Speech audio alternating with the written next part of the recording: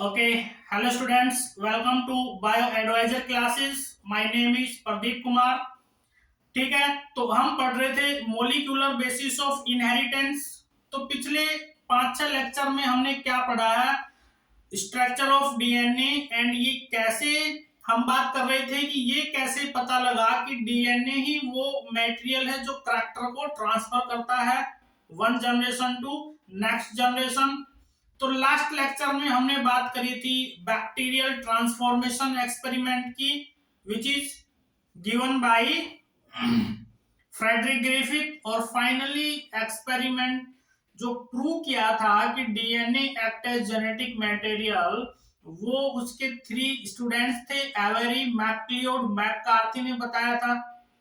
ठीक है, तो आज हम एक और एक्सपेरिमेंट की बात करेंगे जो हमें ये बताएगा कि DNA he act as genetic material.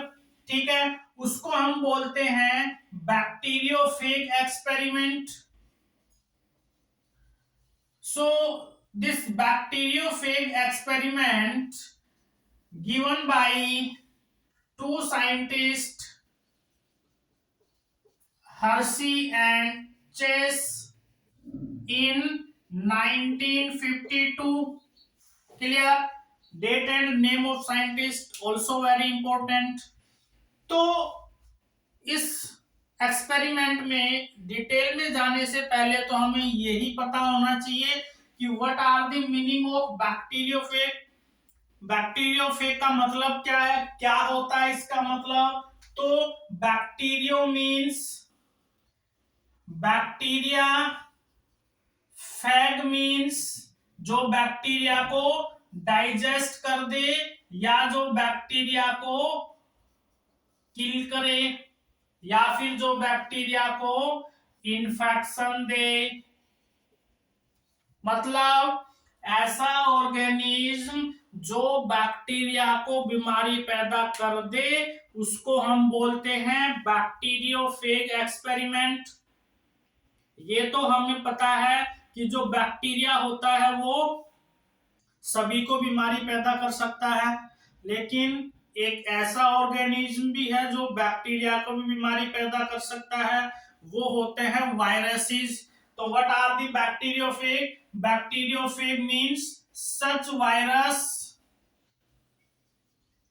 That can infect the bacteria. तो एक्चुअली में ये जो बैक्टीरियोफेज होते हैं ये क्या है, तो एक्चुअली में दीज आर वायरसेस. क्लियर? अब ये इंपॉर्टेंट बात यहाँ पे, वैसे तो हमें पता है कि जो वायरस के अंदर जो जेनेटिक मटेरियल होता है वो होता है RNA, single stranded RNA.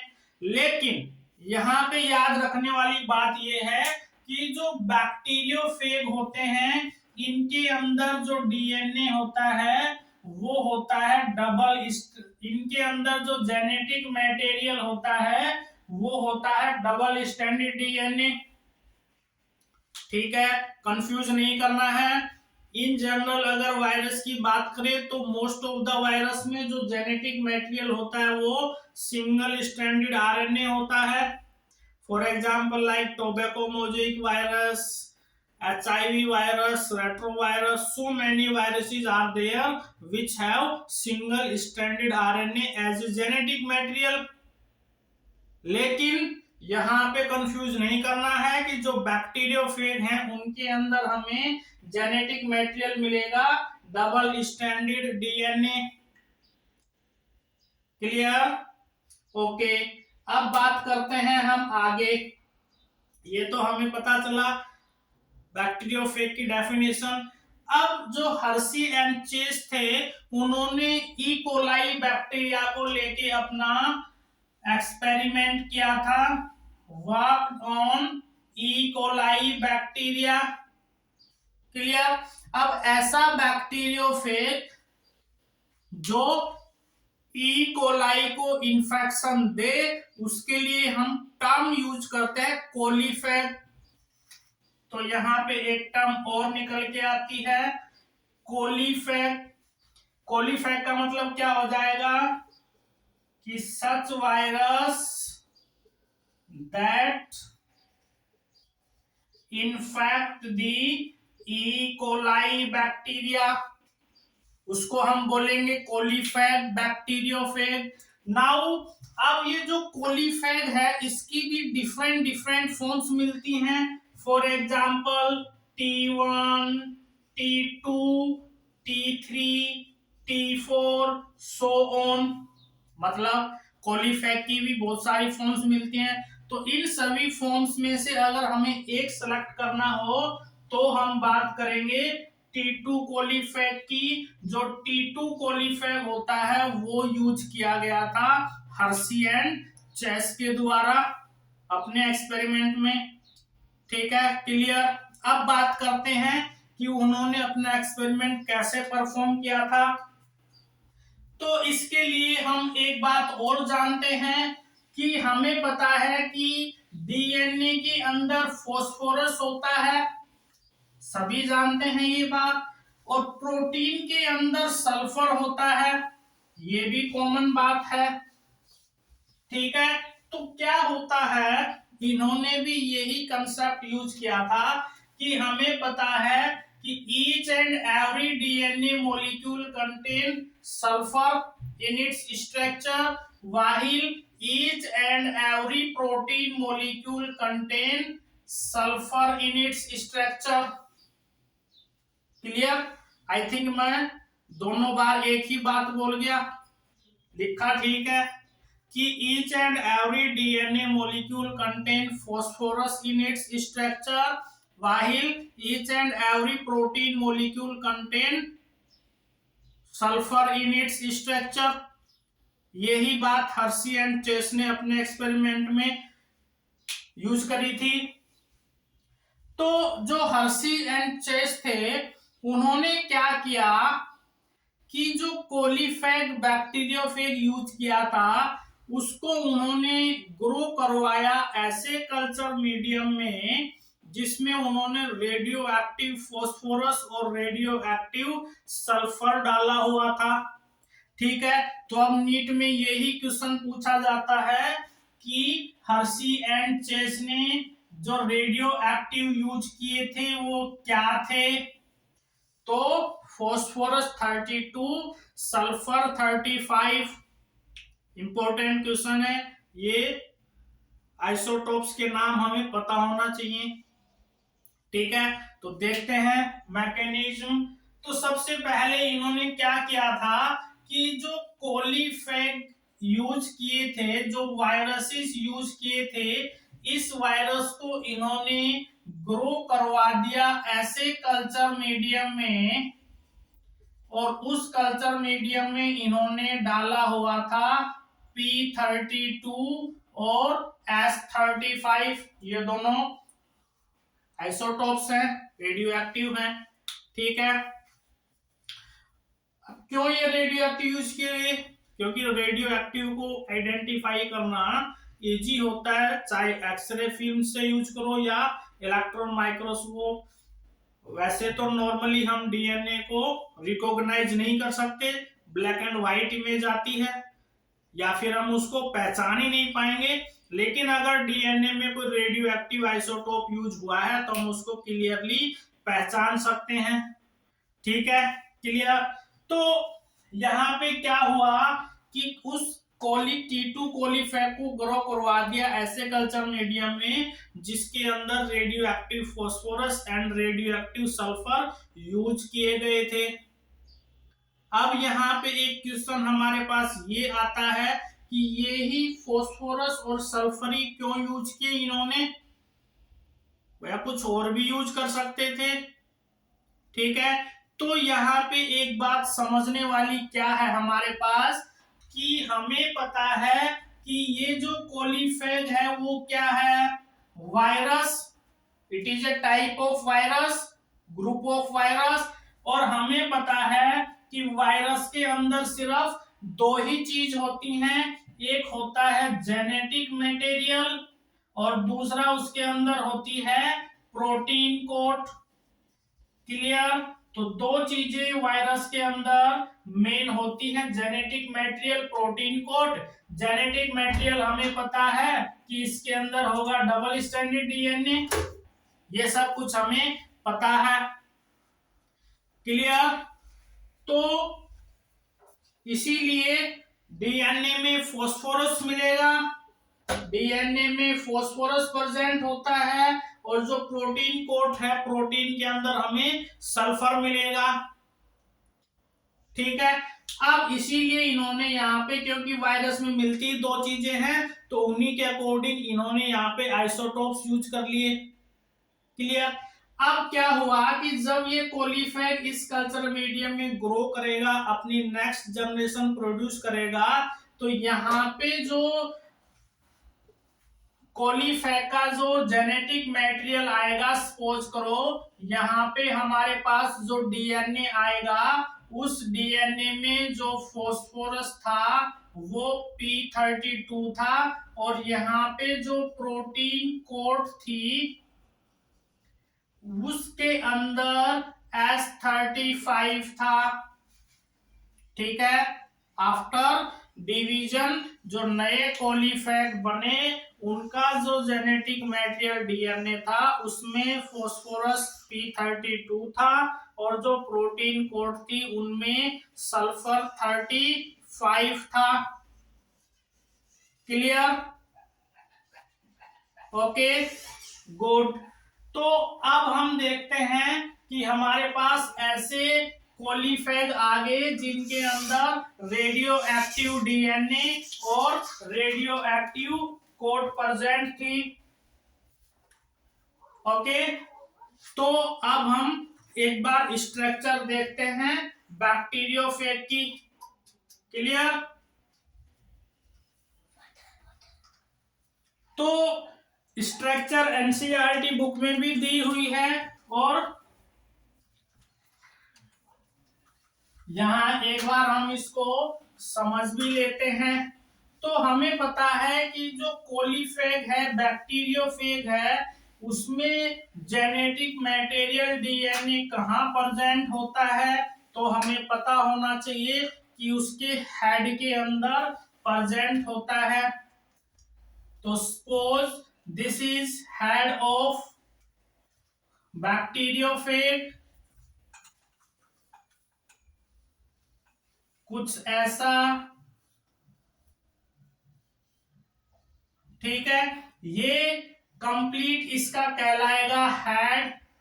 Head के अंदर बैठा होता है जेनेटिक मटेरियल, ये इसकी हो जाएगी neck, this is collar and these are tail. ठीक है। अब यहाँ पे इसके अंदर जो फॉस्फोरस है P32 है, और जो प्रोटीन है उस प्रोटीन के अंदर S35 है। ठीक है। अब हर्शी एंड चेस ने क्या किया कि इस बैक्टीरियोफेग को बोला कि जाओ भाई तुम ई कोलाई को इन्फेक्शन दो। तो सपोज ये यहाँ पे मैंने बनाया है एक ई कोलाई बैक्टीरिया। जब इन बैक्टीरियोफेग ने यहाँ पे मैंने बना दिया, किसका डीएनए है, ये है सर्कुलर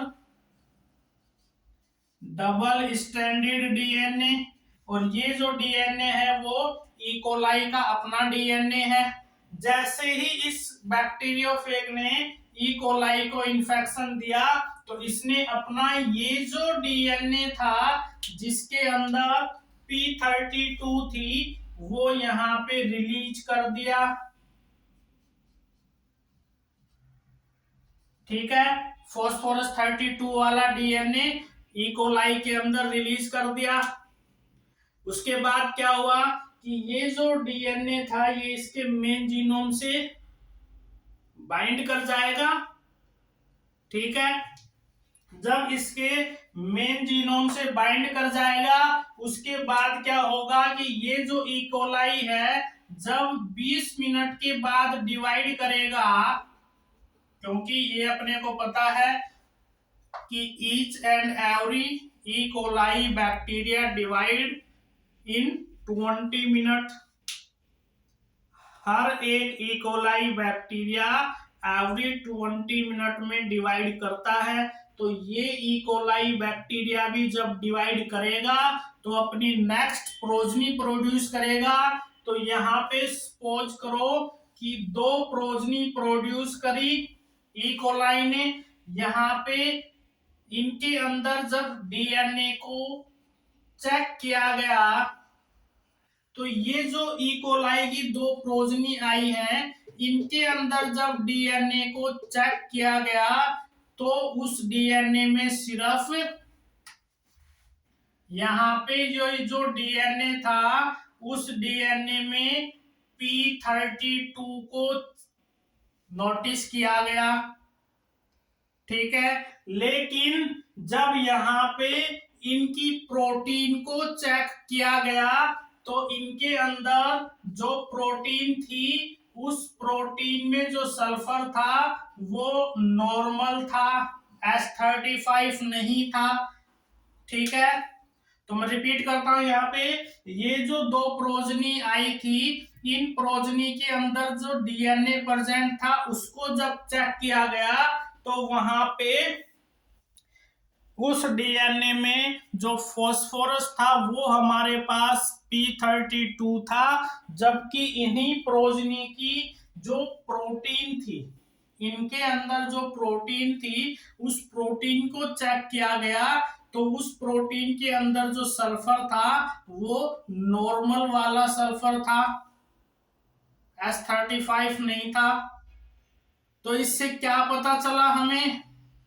इससे हमें ये पता चला कि भैया जो ट्रांसफर हो रहा है, जो एक जनरेशन से दूसरी जनरेशन में ट्रांसफर हो रहा है वो क्या है?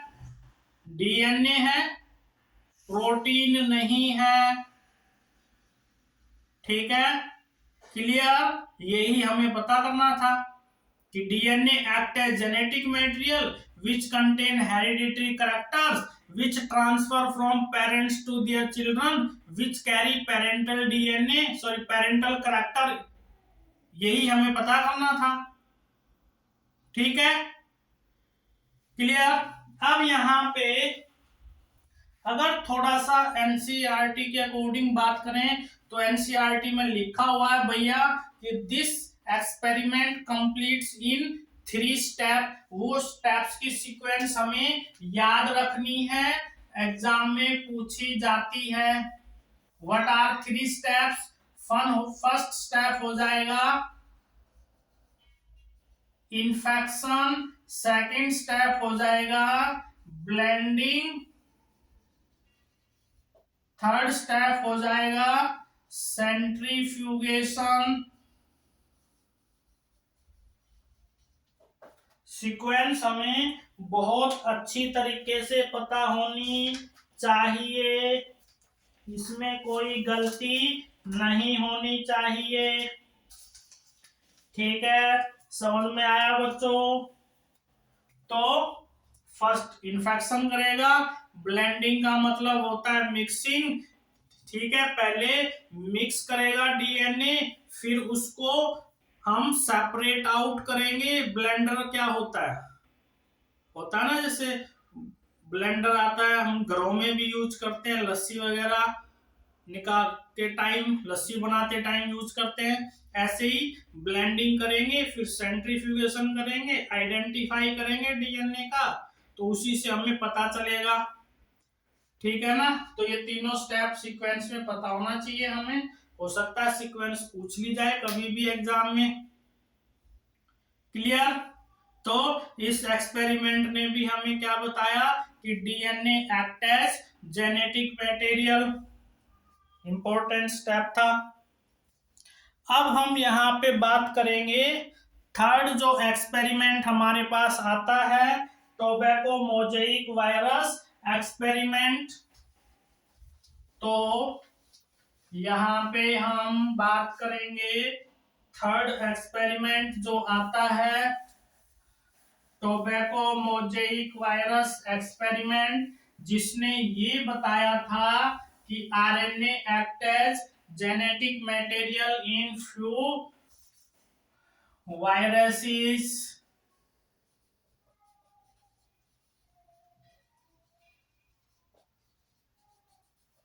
Tobacco mosaic virus experiment. अब इसमें पता है कि जो टोबैको मोजेइक वायरस होता है उसमें जो जेनेटिक मटेरियल होगा, क्योंकि एक बात हमें पता है कि वायरस है तो वायरस में दो ही चीजें मिलेंगी, या तो जेनेटिक मटेरियल या फिर प्रोटीन कोड। और जेनेटिक मटेरियल भी वायरस में या तो डीएनए होगा या फिर आरएनए। आइदर डीएनए और आरएनए दोनों एक साथ कभी नहीं होंगे। तो यहाँ पे टोबैको मोजेइक वायरस में जेनेटिक मटेरियल क्या है? Single standard RNA like HIV and retrovirus. एक होती है प्रोटीन कोड। ठीक है, तो ये जो एक्सपेरिमेंट था वो दिया था साइंटिस्ट फ्रैंकल एंड कॉन्क्रेट। इन साइंटिस्ट ने क्या किया था? अपने फर्स्ट एक्सपेरिमेंट में इन्होंने क्या लिया था? Protein of tobacco mosaic virus. इसको अलाउ किया, allowed to infect the leaf of tobacco plant। Tobacco plant की जो लीफ थी उसको अप्लाई किया। तो यहाँ पे क्या ऑब्जर्व किया कि लीफ के अंदर कोई भी मोजेइक डिजीज नहीं हुई, क्योंकि ये जो टोबैको मोजेइक वायरस है ये टोबैको प्लांट की जो लीफ होती है उनको बीमारी पैदा करता है। ये बीमारी का नाम मोजेइकनेस। मोजेइकनेस का मतलब क्या होता है? Dotted appearance. मतलब ये टोबैको प्लांट की जो लीफ होती है उसको बीच बीच में से खराब कर देगा, डैमेज कर देगा टिश्यूज को, जो कि एक डॉटेड अपीयरेंस देंगे। इसीलिए हम वर्ड यूज करते हैं मोजेइकनेस। ठीक है, तो जब प्रोटीन को अप्लाई किया गया टोबैको प्लांट की लीफ पे तो कोई भी डिजीज पैदा नहीं हुई। अपने सेकंड एक्सपेरिमेंट में क्या किया कि इन्होंने जो टोबैको मोजेइक वायरस का आरएनए था उसको अलाउ किया to infect the leaf of tobacco plant, और यहाँ पे जो लीफ थी वो डिजीज्ड हो गई। ठीक है, तो उसके बाद हमें क्या पता चला? उसके बाद हमें ये पता चला कि यहाँ पे जो आरएनए है उसके अंदर भी कुछ करैक्टर प्रेजेंट होते हैं और ये ही करैक्टर ट्रांसफर होते हैं। ठीक है, इसीलिए क्या बोलते हैं हम कि RNA also act as genetic material in few viruses. Clear? अब यहाँ पे एक वर्ड और आता है, एक वर्ड आता है। पहले कभी जब अलग से जिपमर का एग्जाम होता था तो उसमें कभी पूछा गया था, वो क्या पूछा गया था एक बार देख लेते हैं। एक वर्ड आता है यहाँ पे काइमेरिक वायरस या फिर सिमेरिक वायरस, कैसे ही प्रोनाउंस कर लो। काइमेरिक वायरसेस क्या होते हैं? एक तरह से ये होते हैं हाइब्रिड वायरस, मतलब ऐसा वायरस जो दो वायरस से मिलके बना है उसको बोलते हैं अपन काइमेरिक वायरस। तो काइमेरिक वायरस की अगर अपन बात करें यहाँ पे तो such virus that formed by mixing or fusion of two virus. अब यहाँ पे काइमेरिक डीएनए भी हो सकता है। तो जहां पे काइमेरिक वर्ड लग जाए उसका मतलब क्या होगा, हाइब्रिड, जो दो के मिक्सिंग अप से बना है। ठीक है, तो ये वर्ड एग्जाम में पूछा गया है पहले कभी जिक्मर में, क्योंकि ये वर्ड कहां से आया है, ये वर्ड इसी एक्सपेरिमेंट से रिलेट करता है, टोबैको मोजेक वायरस एक्सपेरिमेंट से, क्योंकि फ्रैंकल कॉन्क्रेट ने तो सिर्फ इसको यहीं तक किया था, टोबैको मोजेक वायरस को। इसके बाद कुछ और साइंटिस्ट थे जिन्होंने इसी एक्सपेरिमेंट को कुछ आगे बढ़ाया था। ठीक है, तो उन्होंने आगे क्या बढ़ाया था, हम थोड़ा सा वो देख लेते हैं एक बार। तो इस एक्सपेरिमेंट में फर्दर जो काम हुआ था, वो क्या काम हुआ था कि एक और वायरस था एचआरवी।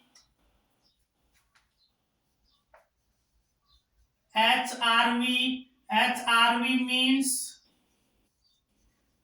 हॉर्न्स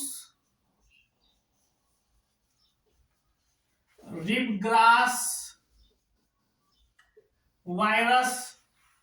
ठीक है, इस वायरस ने क्या करता है कि ये एक प्लांट होता है, प्लांटेगो लैंसियोलेटा, इस प्लांट को ये इन्फेक्शन देता है। ठीक है, और इस प्लांट को क्या बीमारी प्रोड्यूस करता है, इट प्रोड्यूसेस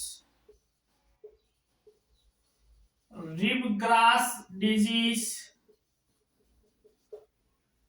तो जो एचआरवी वायरस है वो इन्फेक्शन करता है प्लांटेगो लैंसियोलेटा प्लांट को और प्रोड्यूस करता है रिबग्रास डिजीज। जैसे टोबैको मोजेक वायरस बीमारी पैदा कर रहा था यहाँ पे, कौन सी, mosaicness on the leaf of tobacco plant, ऐसे ही ये वायरस बीमारी पैदा करता है। तो क्या काम किया गया यहाँ पे, ये जो एचआरवी वायरस था और जो टोबैको मोजेक वायरस था, इनकी प्रॉपर्टीज को मिक्सअप किया गया। कैसे मिक्सअप किया गया वो हम देखते हैं। तो फर्स्ट में क्या किया गया कि एक बार लिया गया protein of tobacco mosaic virus और आरएनए ऑफ एचआरवी वायरस, दूसरी बार उल्टा कर दिया गया। तो क्या हुआ, protein of tobacco mosaic virus plus RNA of HRV virus, हमारे पास एक वायरस आएगा जिसको हमने नाम दे दिया काइमेरिक वायरस ए। दूसरी बार उल्टा कर दिया गया कि हमने क्या लिया, RNA of tobacco mosaic virus plus protein of HRV virus, तो भी हमारे पास एक सेकंड काइमेरिक वायरस आएगा जिसको हमने बोला काइमेरिक वायरस बी। ठीक है, तो इन्होंने क्या प्रूव किया इस बात से, तो अब ये जो हमारे पास वायरस आए हैं chimeric virus A and chimeric virus B, इनको अलाउ कर दिया प्लांट को इन्फेक्शन देने के लिए। ठीक है, तो फर्स्ट अगर हम बात करें काइमेरिक वायरस ए की, जब इसको अलाउ किया गया on leaf of tobacco plant, तो इसने क्या बीमारी करी। अब काइमेरिक वायरस ए के अंदर क्या था, सिर्फ प्रोटीन था टोबैको मोजेइक वायरस का, तो यहाँ पे कोई भी डिजीज नहीं हुई, नो मोजेइकनेस। जबकि यहां पे कौन सी डिजीज देखने को मिली हमें, रिबग्रास डिजीज।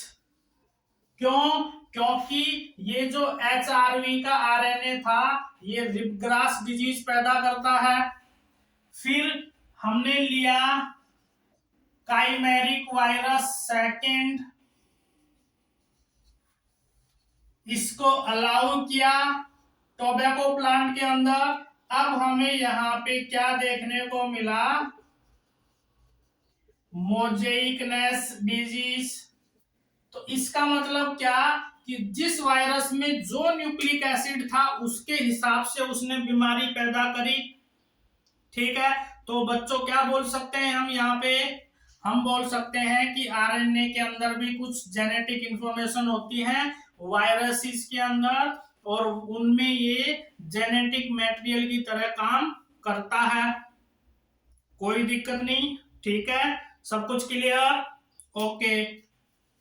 अब बात करते हैं हम यहाँ पे जो एक और टेस्ट बताया था मैंने, डीएनए एस्टिमेशन टेस्ट। वैसे तो उसमें जो सी वैल्यू ऑफ डीएनए वगैरह जो हम यूज करते हैं ये हम +1 में पढ़ते हैं, सेल बायोलॉजी में आती है, सेल साइकिल सेल डिवीजन वाले चैप्टर में, जहां से हमारे पास नीट में न्यूमेरिकल्स भी आते हैं। ठीक है, तो ये जो डीएनए एस्टिमेशन टेस्ट है इसमें क्या देखते हैं हम, यहां पे टर्म आती है सी वैल्यू ऑफ डीएनए।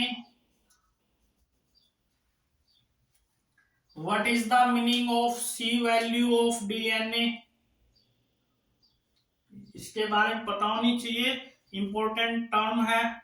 तो सी वैल्यू ऑफ डीएनए का मतलब क्या होता है कि वो टोटल अमाउंट ऑफ डीएनए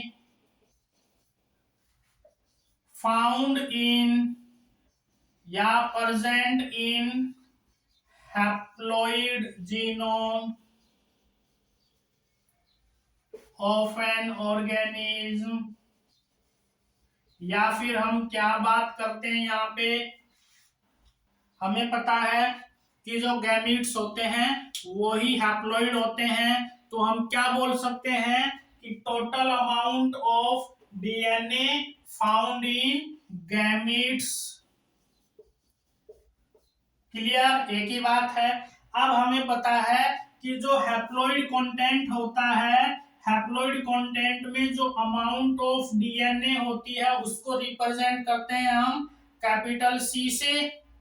तो जो डिप्लॉइड कंटेंट हो जाएगा उसमें अमाउंट ऑफ डीएनए हो जाएगी डबल 2C।